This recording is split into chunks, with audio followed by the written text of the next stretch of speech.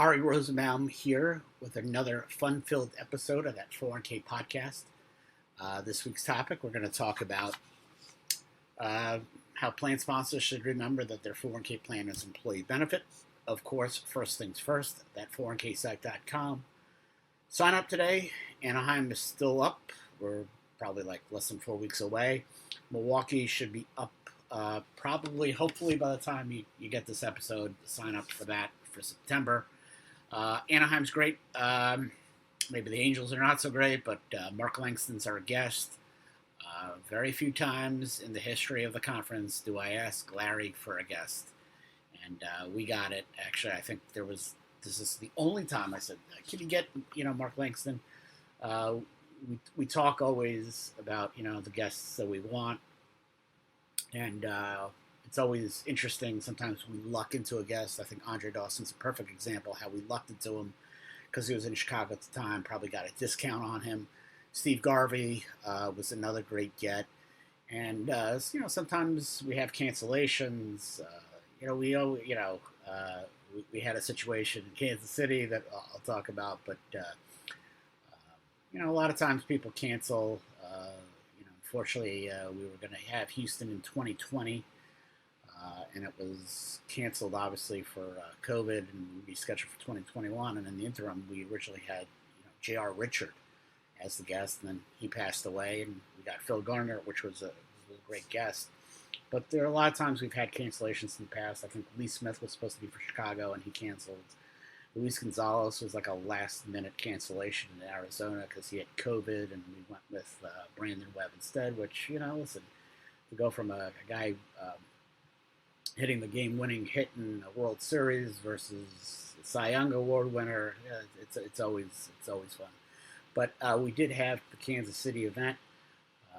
I'm recording this on Sunday. I came back Saturday from Kansas City. It's always interesting. I have this. It's not I would say it's an anxiety with doing these events and trying to get people to sponsor and trying to get people to sign up. And I'm, of course, the type of person that if I got 15 advisors, I want to have 25. If I got 25 advisors, I want 30 or whatever. In the old days, post-COVID, pre-COVID, you get 40 people, you'd want 50. That's how I am.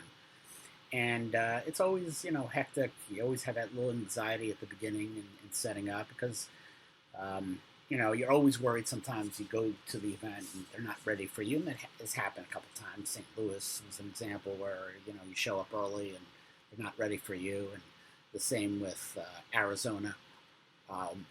It happens. You just deal with it. But, I've always learned to enjoy the event at a certain point.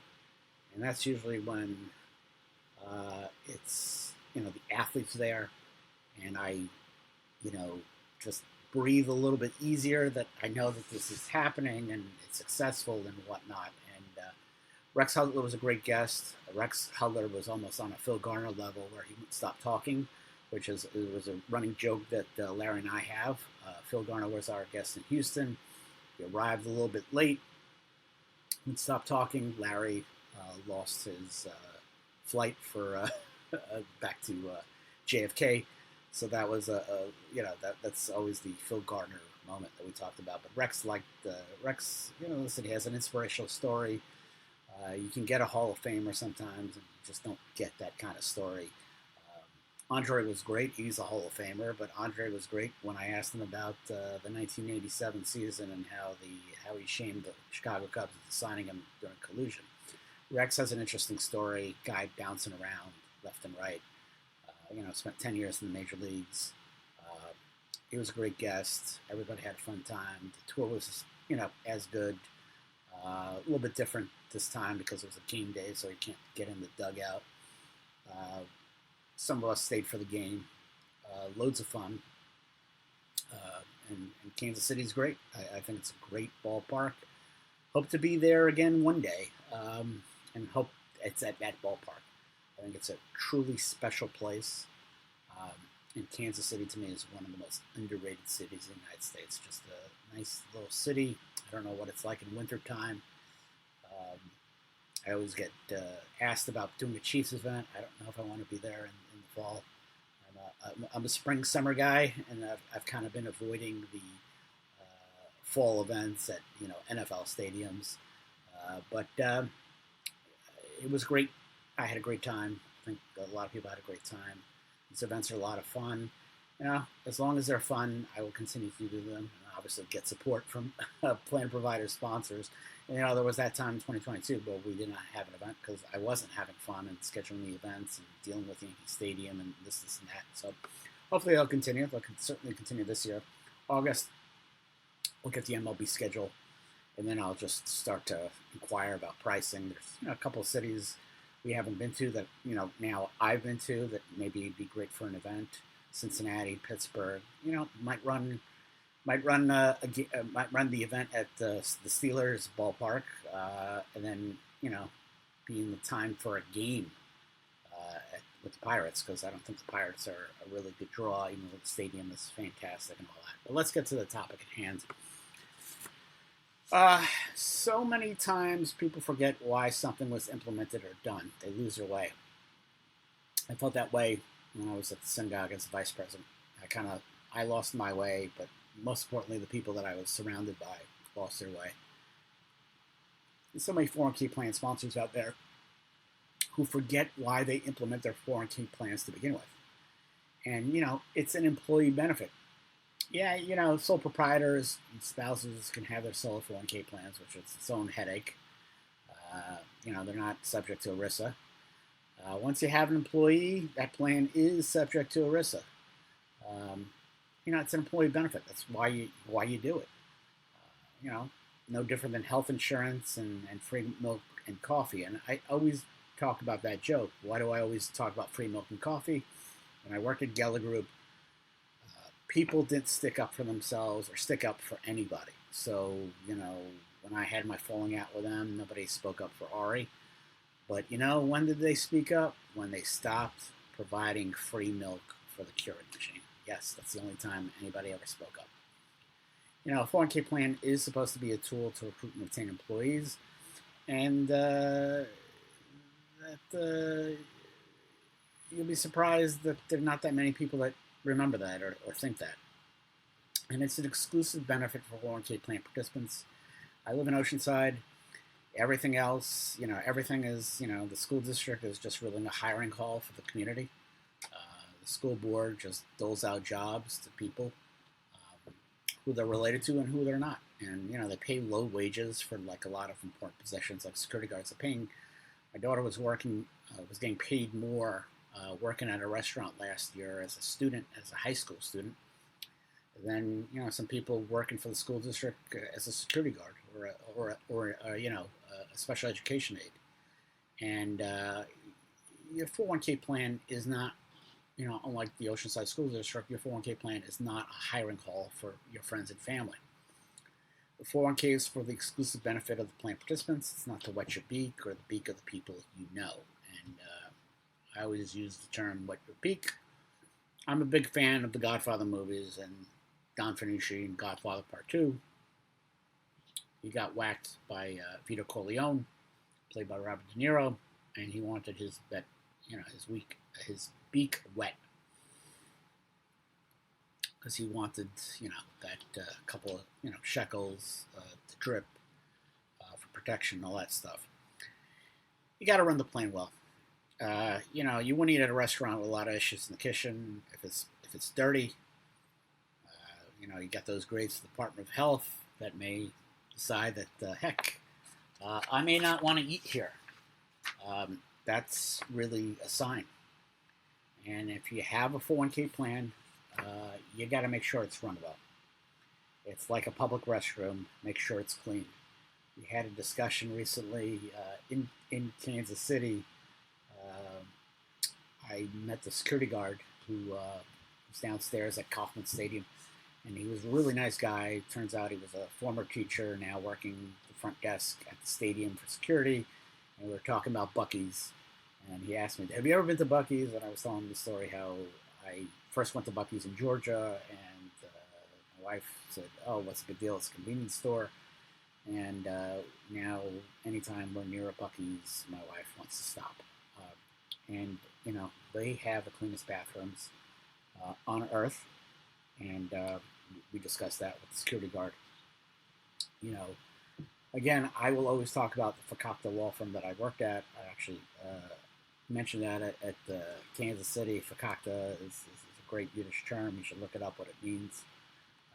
But you know, the HR director, who was the co-trustee of the plan, asked me to review the plan. Again, they didn't update investments for 10 years. There was no advisor on the plan and all that kind of stuff. And I told them, listen, this is a potential liability trap for you. I don't care you giving us a 5%, fully vested contribution. That's very nice. But, you know, if you're not giving me enough information to make informed investment decisions, you're going to be screwed. It's not enough to set up a plan. You have to run it well. You know, a 401k plan is like a car. You just got to keep it, up to date and running well. Next, you got this eligibility problem. There's that 21 and 1. I understand why 401k plan sponsors want to have a 1 year wait before they fund employer contributions to new employees, and they want to exclude part-timers. I don't know why plan sponsors restrict new employees from deferring a 401k plan immediately. It's my 2 cents. I don't understand it because compliance testing is done in a fashion where you still can test the plan as having 21-1. That's a year of service 21 requirement. I always call it 21-1. A lot of times plan sponsors say, I don't want to, I want to have a year of service because I don't want small account balances. We have a huge turnover. And, to me, if an employer has a huge turnover problem, your least of your problems is the small account balances. Maybe the problem is with you that you have such high turnover. I worked at TPAs where, I jokingly say we should put in a revolving door for the front door because we keep on churning out plan administrators. As someone who was an employee once, and of course, like I said, 15 years later, I'll never be an employee again. I have been asked from time to time to interview for jobs at law firms over the years, plan providers, and it's just not something I have an interest in. But I will tell you that a 401k plan and the eligibility is a very big factor of whether I would take a job or not. If I had to, where I was working and I have to have another year wait to get into the 401k plan, I may not take that job. And to me, it's like when you got a $23,500 402g limit in 2025, and 31k if I'm 50 or over. That's a lot of retirement savings to possibly forego to accept a new job, and I may not want to do that. And a lot of other people are like me. Always look for the best and the brightest, and you should never let that eligibility period for the 401k plan deter you from, don't let that get in the way, especially now with the long-term part-time change and deferrals where, part-time is now 2 years, 500 hours, and more, they're eligible anyway. So what's the point? That's just my 2 cents. It's also important to let them be aware. I work at places, and I always joked that as employees, we wouldn't know the place was closing down until there was a sign on the door saying the place was shut. When I worked for Harvey Berman at CBIZ Retirement Services, while I was working for a firm affiliated with him, he told me on a Friday that we were going to announce on a Monday that, the bulk of the plans were going to be sold to BISIS, and effectively I would be out of a job within 3 to 4 months. He gave me a heads up. He gave me a 3-day heads up. He ruined my weekends. It didn't really help me. And more importantly, I was told not to tell anybody. And I was working with a friend of mine. We were doing, who was administrator over there, and I kind of juiced them in to do these. We used to do these proctoring exams for the state teaching certification exam. It was like $130 or whatever it was for brain dead work, with service food and all that kind of stuff. And I saw my buddy, and I told him I wasn't going to sit there on Saturday, spend the whole day with him, and not tell him what was up. But that was the story. But a lot of employers are like that, where they don't tell their employees anything. Again, I used to work for all those places. I worked at a TPA where they were changing the platform for the plan because they wanted to maintain premier pricing. Um, you know, we were using, for the most part, for our clients, we were using Fidelity, Schwab, and Matrix. Um, those were the platforms that we had. But we had this old legacy insurance-based platform. At some point, these were expired, like insurance annuity contracts for these plans, and the plans were like paying 269 basis points for a plan, even though the contract, expired two years prior. So they switched our plan from Fidelity to this insurance company platform, and I was pissed, to save that premier pricing. And again, I'm a malcontent. I will always be a malcontent. And one of the bosses was trying to BS me, saying how this is so great, and I'm like, you know what? I'm not a moron. The reason you got to save the pricing with this insurance company is because you're not selling a lot of business with this expensive insurance product. Everybody wants Fidelity, Schwab, and Matrix at the time. But I think it's important to let participants know what's going on. Heads up, hey, we're going to think about changing platforms. Or we're thinking about changing advisors. What do you think? And, I think it's important to hold education and enrollment meetings. Back in the old days, 401k plan sponsors would just say, you know what, I just don't want to do this. I'm too busy. I don't want my employees to goof off for an hour at work. I'm paying for this. Forget it. I just don't want to do it. And that was at a time when they didn't understand 404C liability. But if you're not giving informed investment decisions to plan participants, that you're on the hook for liability for losses sustained by their accounts. And I think plan sponsors have done a better job. They're more educated. They're more educated because we have advisors that are more educated, that are pushing and telling plan sponsors, how to effectively run the plan. Everybody's smarter. Back in the old days, it was all about, how do I get paid? The advisor was, how do I get paid? If I'm a broker, what's the trail on the 12B1s? I think we're effectively in a much better place in the industry where, we're, operating on a standard. I'm not going to get paid higher because we're using this fund and here and that. We have advisors out there that are a lot smarter, a lot more competent than they were, 20 years ago. Not everybody's in it for the trail. They're in it to really limit the plan sponsors' liabilities. So that's why I see a lot more plan sponsors going ahead with these meetings and not just, yaing their advisor to death. Last but not least, I think, again, like I said, with letting them become aware, ask for their input. I'm not asking you to put your employees on, as a trustee or on the board, making decisions of the plan. I mean, I think the employees don't want to have that liability as a fiduciary. You probably don't want them on there as well. But ask for their input. What do they think? You only make bad decisions when you don't know what the response will be. If you know what the response will be, you ask for their input, then you are covering your bases.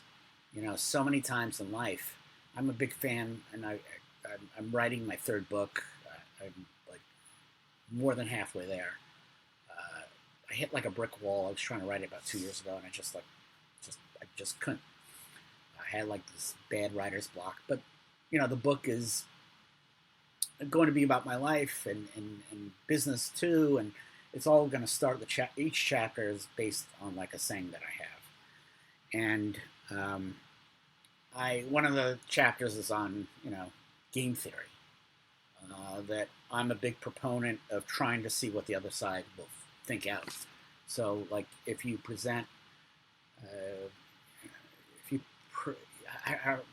going back when I was in high school, I had a crush on this girl, a bad crush, like for 2 years, and I was friendly with her, and then I just made this bad move, kind of trying to ask her out, but like in a really roundabout way.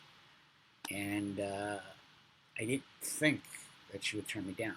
You never think that that's a possibility. And I was crushed. I don't do that anymore. I know, like, anytime I'm dealing with a situation and I have to figure out what are the chances it will go one way or the other. And I talk about that. It also deals with ultimatums and this, and that. You always have to think what the other side is doing. So I think as a plan sponsor, if you're going to make a choice and decision, if you get their input ahead of time, then you kind of know where it's going to go. Outside of that, it's just guessing. Are they going to like this change, or are they going to hate this change? And I think asking for their input just helps you avoid, hiccups and problems. Because listen, if my employer has told me, listen, we're going to switch from Fidelity to this lousy insurance platform, and a lot of people spoke up about it, they might have nixed it instead of, passively, aggressively, being pissed off about it. But that's how I see it. Go to that 401ksite.com. Again, Anaheim, California, just a handful of weeks away. Can't believe it's like right around the corner. We have a little bit more time with Milwaukee. I'm looking forward to that event. That week I'll be in Detroit and Milwaukee. I will get to 30 ballparks. Detroit was one of those cities in 2022 when I tried to organize Detroit, Oakland, and Yankee Stadium for 2022. It didn't work out. Detroit and Oakland, people didn't want to sponsor it. I get it. And then I had an issue with Yankee Stadium and getting them. And I was just totally ticked off with them that I delayed it until 2024. Was that actually? I'm sorry. 2023 is when I didn't have any events. I want to say now. But anyway, they're all the years are like kind of, we've been doing these events since 2018, which is hard to believe. That's 7 years ago. But anyway, hope you enjoyed this episode of that 401k podcast, and tune in next week for another fun-filled episode. Thank you. Bye.